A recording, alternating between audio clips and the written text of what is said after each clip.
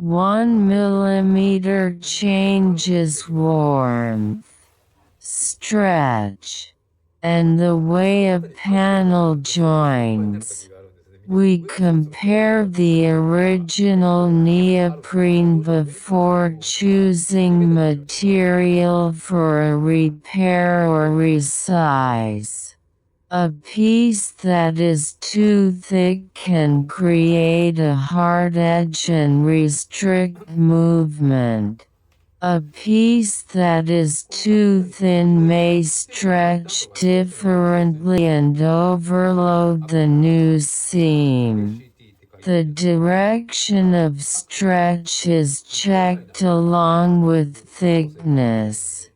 The replacement is shaped and aligned before bonding, pressing, and stitching.